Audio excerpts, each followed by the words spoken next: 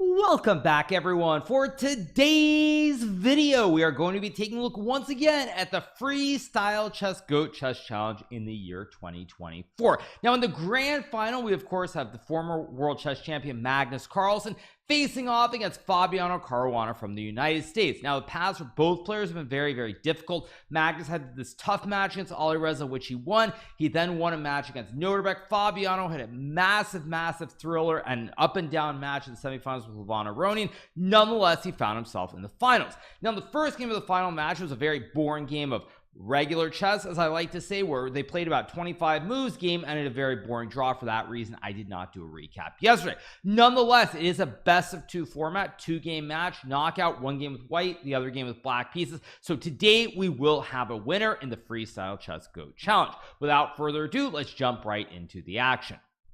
So today we have Magnus Carlsen playing with the white pieces and Fabiano playing with the black pieces, and the game starts out with this move G4.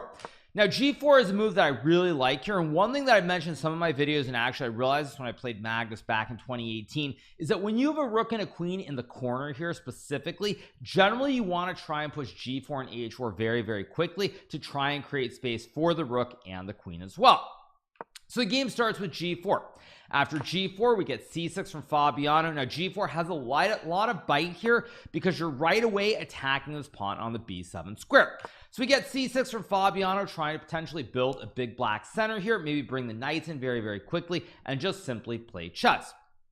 Now we get castles queenside from Magnus, and one funny thing as I noticed in some of the Twitter comments at the start of this game is the computer actually thinks that castles here for black on move 1 is the best move, guarding the pawn on b7 with the king and intending to play d5. At any rate, we get c6 and now Magnus castles, and now we get g5 from Fabiano, trying to prevent white from getting a lot of space on the king side. If Fabiano were to castle here after white plays a move like f4 here followed by h4, or even just bringing out the bishops, white already has a pretty sizable advantage according to the computer. Don't ask me why, but my guess is for whatever reason with this knight on b8 unable to go to the central square, white just pushes all these pawns to the center of the board very quickly. Additionally, after c6 white could also play h4 here. Now if black goes g5 after takes an f4, white brings the bishops in very quickly, and it's just a very pleasant position. If black doesn't go g5, let's say he goes g6 here and white plays something like g5 for example, this queen on h8 is already a little bit iffy. It doesn't really have a lot of space here to move to. The rook also very passive, whereas white can lift the rook immediately to either the 3rd or the 4th rank. So we get g5 here, and now Magnus plays h4 and Fabiano plays h6. After h6 we get the move d4, and it's pretty remarkable to notice from the bar that white has a massive advantage in this position already. Computer giving white more than a 1-point advantage, or more than 1 pawn.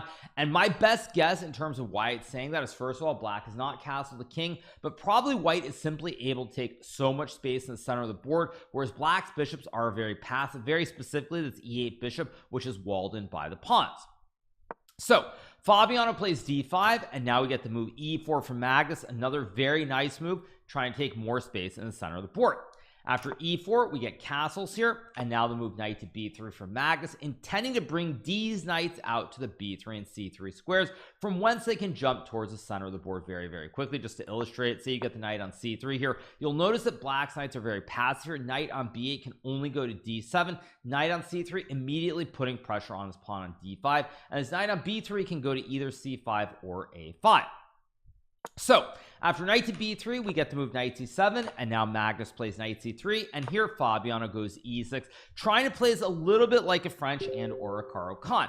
Now one of the big issues with trying to play this like a French or a Caro Kann in the position is that black's bishops are not great here. This bishop on e8 is walled in by the pawns. Also, black does not really have central pawn breaks. So for example, let's just say white were to play a move like a3 for example. In this position, black cannot really play e5 or c5. If black goes c5 here for example, white can take the pawn and the knight protects it on the c5 square. If black tries to go e5 for example, white can trade on d5, take on e5 for example, and play something like f3 with bishop g3 here to open up the long diagonal. Now we will see a similar theme with the long diagonal later on, but the main issue I'm showing right here is that in this position, black does not have the normal pawn pushes, pawn breaks with e5 or c5 like in the French/Caro Kann, and you have this very passive bishop on e8, and you're also lacking a space on the king side since white has pushed the pawn 2 squares forward. So after e6 we get the move bishop to d2 being played here by Magnus, trying to pressure this pawn on g5. After the move bishop to d2, Fabiano goes bishop e7, trying to reinforce his protection of the g5 point. After bishop to e7 we get the move f4 here from Magnus, another move that I really like here. Magnus trying to build a Great Wall of China here on the 4th rank with these 5 pawns in a row. So Magnus trying to build this Great Wall here on the 4th rank with 5 pawns in a row here, and it's already very, very critical. Now here Fabiano plays move knight d7, and this is a move that I really am not a fan of. What Fabiano should have played is he should have taken the pawn on h4, and the reason that I think this is the best move, on top of the computer saying it's the best move, is that even though Black's pawn structure is a little bit compromised and he has double pawns on the h file here, the g4 pawn is a little bit weak here. Additionally, the g4 pawn is a little bit weak, but also in this position white doesn't get to put a ton of pressure on the g5 point, and it's going to take white extra time. Like white might have to go back bishop e1 to capture this pawn on h4 here, and white already played bishop d2. If we go back to this position, if you get this position, white just captures right away in one turn with bishop takes pawn. But here after g takes h4, if white goes bishop e1 back to try and pressure the pawn, now black can potentially trade the pawns on e4 here and play something like f5, opening up a diagonal for this light square bishop from e8 to h5. So in this position, Fabiano instead doesn't. He tries to be very, very hesitant here. He plays the move knight d7. It's very, very tentative because now white just has massive space here after takes and h5 here. You'll notice that black's pieces are very, very passive once again. Bishop on e8 is really, really sad. It has no scope whatsoever with pieces in the way. You can't really break in the center with e5 because again you hang the pawn on d5. If you go f5 here, for example, after takes, white can simply take the pawn on d5, and computer says white is going to be winning again. So it's very, very difficult for Fabiano to play. Now, an important point that I mentioned many times, that Magnus is a great player in traditional chess, obviously the former world chess champion, but the thing that has happened in this game is we now have a pretty, I wouldn't say standard, but we have a very stable pawn structure here, which is very reminiscent of regular chess. You have kings being very safe, both sides of castle of kings. So now we end up in a positional situation where it's about maneuvering the pieces, and Magnus Carlsen is really, really good at that. It cannot be understated just how amazing he is. So after h5 we get the move knight b6 being played here by Fabiano. After knight to b6, Magnus now plays this move bishop to d3, developing the light square bishop towards the center of the board. After bishop to d3 we get queen to h6 being played here by Fabiano, a move that he plays for a couple of reasons. First of all, Fabiano is worried that if he plays bishop c6, maybe white can already start pushing p by pushing the h pawn down the board. So Fabiano decides to play the move queen to h6. After queen to h6 we now get the move rook g to f1. Fabiano plays rook back to f8, trying to guard the pawn. Potentially he might want to push f5 to open the diagonal or move the bishop to the other diagonal. If king b1 is played, black can now go bishop c6 since the pawn on f7 is guarded. So a multi-purpose move by Fabiano, maybe f5, maybe bishop c6, but it's still really difficult to play. So now Magnus goes queen to g1 here. After queen to g1 we get bishop to c6, and now this move bishop to e1. Now bishop e1 is a start of things really starting to go in the wrong direction for Fabiano, and the reason is because after bishop to e1 white wants to put this dark square bishop on this nice long diagonal where it's unimpeded and it's going to be spying everything. First of all, the knight on c7 very weak, but long term, let's say black goes king b8 and say rook c8 just as an illustration, white can go queen h2 lining up the double A battery, and there are all kinds of problems on this diagonal. Additionally, down the road white can even do something like double stack on the f file. This f7 pawn also very, very weak, and both of these ideas mean that black is in a lot of trouble. So after bishop to e1 we get to move bishop to d6 from Fabiano. Now bishop g3 played by Magnus, a very nice move here, because what Magnus is doing here after this trade of bishops, which by the way is wrong, is that now all of white's pieces are very harmonious. The knight on b3 and c3 are very well placed, bishop on d3 optimally placed, and black has this big weakness on f7. White has a protected pass pawn in the endgame as well. So with the better piece placement here, the protected pass pawn in the endgame, and this weakness on f7, all roads are leading to a Magnus victory potentially. So here we get knight c4 from Fabiano, and now Magnus makes a mistake with this move rook d1. Now it's not a huge error or anything, but the computer really was screaming for bishop takes knight, pawn takes, and this move knight to d2, because now if black tries to capture what looks like a free pawn on d4 with rook takes pawn, there's knight to e2, and these knights cover the critical squares on the 4th rank. Rook has no squares available, rook has to go back, and now after knight takes c4, the knight is jumping to d6. There are all kinds of forks that exist, and when you combine this long diagonal on top of it, these three factors mean that white will win the game very soon.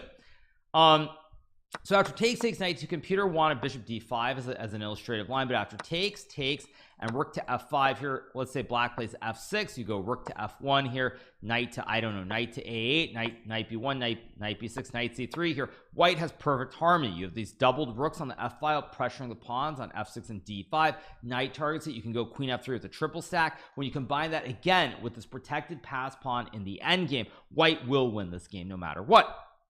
Instead, we get to move rook d to e1. Now Fabiano plays knight d6. We get knight to c5 being played. Again, another nice harmonious move from Magnus, trying to pressure the pawn on e6 in case black pushes the f pawn.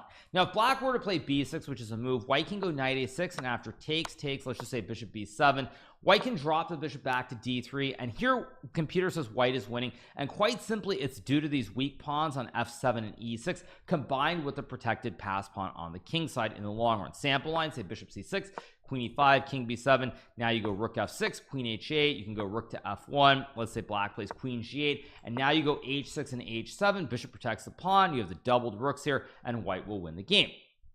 Again, not a perfect like perfectly perfect explanation, because obviously when I say it's winning, you might not understand why, but with the pass pawn, it will be winning in the long term.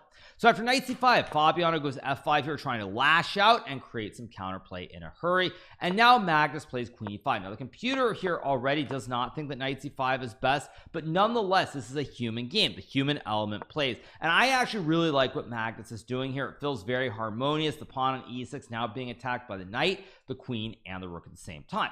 Fabiano plays the move knight to e4, and now Magnus goes a4. Now at this point, computer wants bishop takes knight and then a4. Don't ask me why exactly, but it prefers this over the game, because after we get a4 here, Fabiano has a chance to potentially mess up the game. Now what really shocks me about Fabiano's next move, which is knight takes knight here, is that now white has this great bastion on c5, this incredible horse that's always pressuring the pawn on e6. Now the reason that the computer is not sure about this position is because black can trade the knights and now go d4, opening up the long scope for the light square b, but also creating a square for the rook on d5. And after knight to b5, bishop takes, pawn takes, and rook d5, white is still better after queen to g3, but after rook takes c5, now at least temporarily black is up a pawn in this position, and there is some counterplay, and the position is definitely more chaotic as well in nature. Because even though this move effectively loses the game from Fabiano with knight takes knight, now all of the play becomes very one way. And what I mean by the play being one way is now Magnus has great placement. You look at the rooks. Rook on f1 pressures the pawn, maybe claims the file. Rook on e1 pressures the pawn on e6. Queen on e5 pressures the pawn on e6, pressures the knight. Knight on c5 pressures the pawn on e6. So white has full harmony. All five of his pieces, the two rooks, the queen, the knight, and the bishop, are optimally placed. Black cannot kick this knight out here, and as such, I really don't understand why Fabiano traded the knights on c3, because now this feels to me like a lot of suffering, and you're basically praying to the gods or praying to the chess god Kaisa that you don't lose this game, because you have nothing going on here as black. So Fabiano takes the pawn on g4. We get the trade of rooks on f8, and now queen takes knight is played here by Magnus, and now the game is effectively over. And the reason the game is effectively over is because of a mistake very early on, you could say, by Fabiano in terms of his play, which is this passed h pawn. So we end up in an endgame. King takes queen, knight takes pawn. Magnus forks, does the family fork. He forks the king, the rook, and the queen at the same time. We get king d6, takes, and now the move h6 is played here. And as you can see, the bishop on d3 is guarding this h7 square. Pawn is getting to h7. Black cannot really trade the bishops here easily. If black could get, let's just say, something like this, for example, I know here it still doesn't work, so rook f1, but let's forget about rook f1. If you could somehow trade the bishops and get the rook over to the corner of the board, maybe you could save the game. But in this position, you can't really do that, because if you go bishop d7 and h7, Bishop f5 here, I just take the bishop because now if you capture, I get a queen. So because the pawn is getting to h7, this means you can never get rid of this light square b, which means the bishop and the pawn will always yo-yo and protect each other for a long time to come. So after h6, we get to move bishop takes a4 from Fabiano. Now rook e5 played. h7 was also possible here, but Magnus just plays rook e5, intending to capture this pawn on g5. Now if black goes g3 and you take, the rook is going to stop this pawn from queening, and black can't really guard the pawn either, because after rook g8 h7, you have to go over. I take, followed by rook to g8 here, and white is going to win the game. So after rook to e5, we get the move a6 being played by Fabiano. We get rook takes pawn, and now bishop b5. Now desperation time from Fabiano. He's trying to get rid of this light square b that covers the pawn, but as the JoJo song goes from the old days, it's just too little too late. Magnus now plays rook to g6. We get king to d7. We get bishop takes bishop, pawn takes, and now Magnus cleanly and calmly takes the pawn on g4. Now you're probably thinking, wait, it's a rook and pawn endgame. Probably it's a draw, but indeed it is not a draw because of the weak placement of the black pawns. You have these double pawns on b7 and b5, weak pawn on d5, white still threatening to push p up the board, and now Fabiano goes rook f1. Now rook f1 only move here. If you go king c6, after rook to h4, rook is behind the pawn, and after h7, rook h8, white will just slowly bring this king up the board, check the king back, take the pawn, and win the game, since your rook on h8 is always stuck to the square. So Fabiano goes rook to f1. We get king to d2, rook to f2 played, king to d1, and now we get rook to h2, trying to catch the pawn from behind.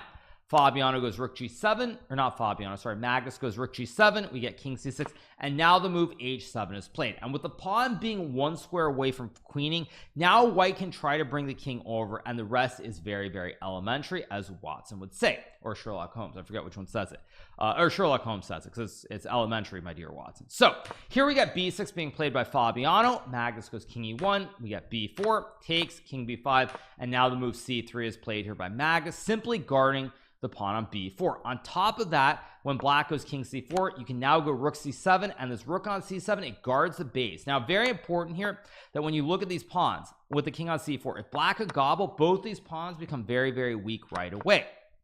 So when you go rook c7, you now guard the base of the pawn chain on c3 with the rook, which means these other pawns are all guarded. So all the pawns are guarded and they're all together, and the rook holds the pawn on h7. So the game ends very shortly. We get king d3, king to f1, king to e3, king g1 played here by Magnus. Fabiano goes rook h6, and now we get the move king gt, king g2, and here Fabiano Caruana resigns the second game of the Fischer Random match, the finals against Magnus Carlsen.